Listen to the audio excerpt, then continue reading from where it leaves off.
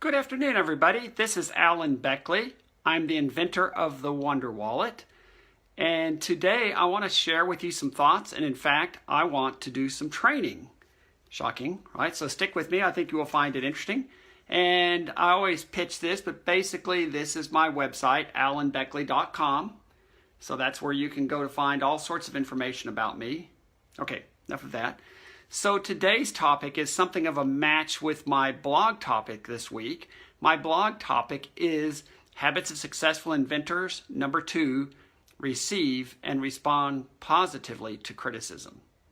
So in this little video, I want to take that a step further. Instead of just receive and respond positively to criticism, I want to chat with you for a few minutes about how you can actually profit from criticism. Okay, so let me ask a simple question. That's a cheesy smile, but it's best I got. How many of you out there love to receive criticism? You do a phenomenal pitch for your product. You show all the advantages. You show them how much better it is than the competitive product. And they say, nah, I think I'm pretty good with that other stuff. Or really? What's so great about that? Don't you hate that? Yeah, most people, most inventors, really do not care much for criticism. But you know what? You will always get a lot more no's than you will get yeses. And as I'll show here in a few minutes, not only should you receive and respond positively to criticism, and you can benefit from that as I've specified in my blog, but you can take it a step further and you can profit, believe it or not, from criticism. So to illustrate that story, I will use my product, which was originally called Savvy Caddy and now sells all over the United States and some foreign countries as the Wonder Wallet.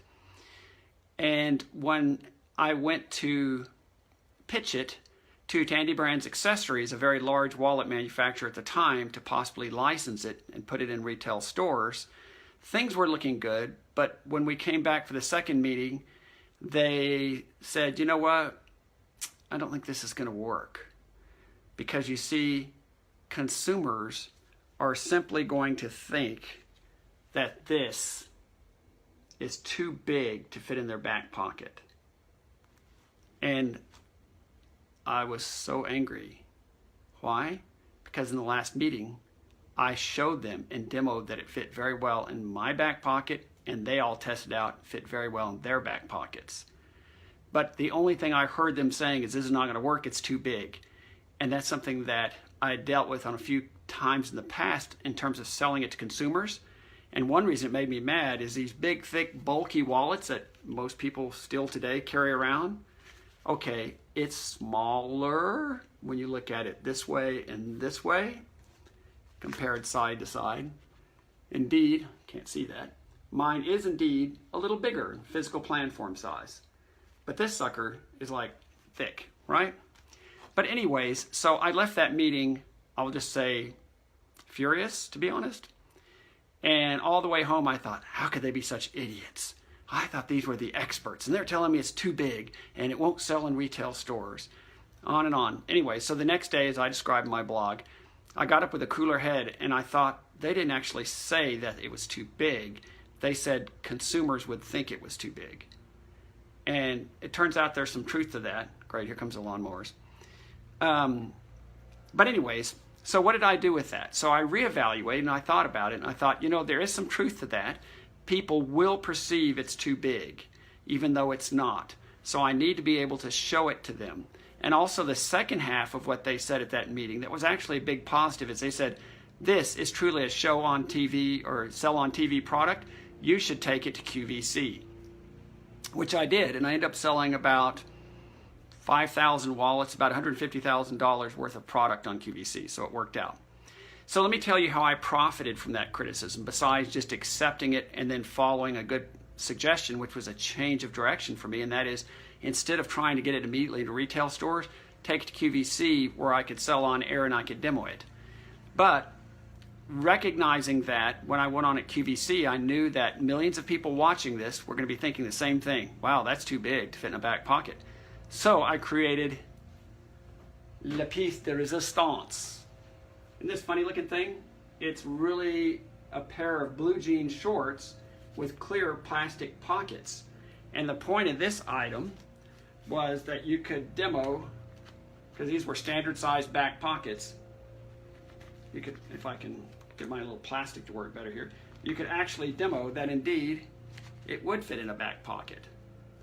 So in every one of my QVC airings, I had my Brotherhood of the Traveling Pants, so to speak, here, and I made that criticism a benefit by immediately derailing that and showing people it's not too big. In fact, it will fit in all back pockets. Every time I did this demo on QVC, sales went skyrocketing. So there was my first round of benefiting from that. The second one that's kind of interesting is when I took it to infomercials, I told them about that, and they took my same Brotherhood of the Traveling Pants, and they actually made use of it. They found somebody skinny enough to actually wear those crazy pants and put a wallet in the back pocket, and on thousands and thousands of TV commercials, my little Brotherhood of the Traveling Pants, as I call them, that traveled all over the United States and many other places, was used on television to demo very clearly that the product would fit in back pockets. I'm about to lose this because of the wonderful lawnmower showing up. So with that, with the lawnmower shutting me down, I will sign off. And just remember, you can find everything about me on alanbeckley.com.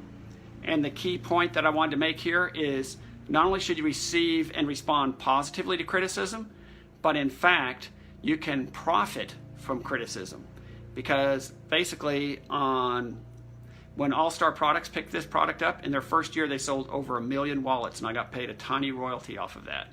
So by listening to that criticism, oh hi Polly, by being willing to actually listen to criticism and think it through and then say, should I redirect what I'm doing just a little bit?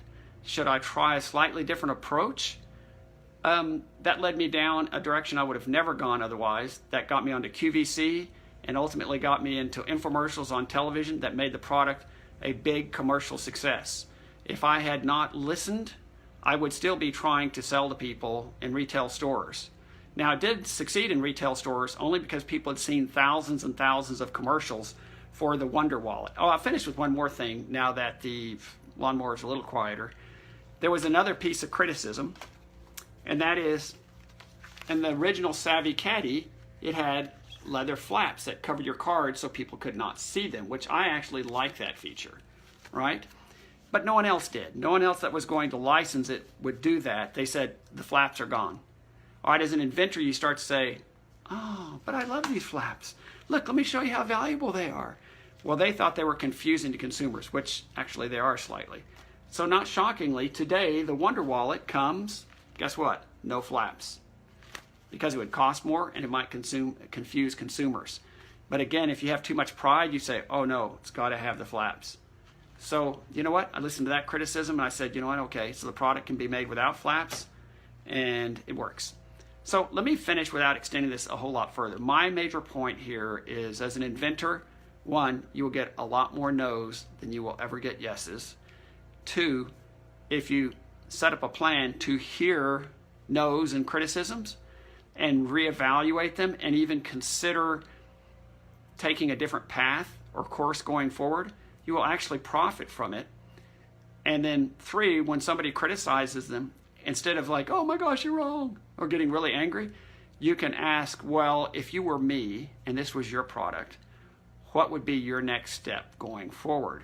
And you take that criticism and you get their best advice at the same time.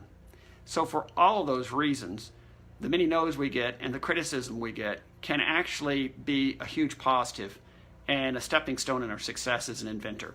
So with that, I'm going to sign off. And again, check me out on alanbeckley.com and subscribe, the little button down below, and we will see you next time. And Sai Chen.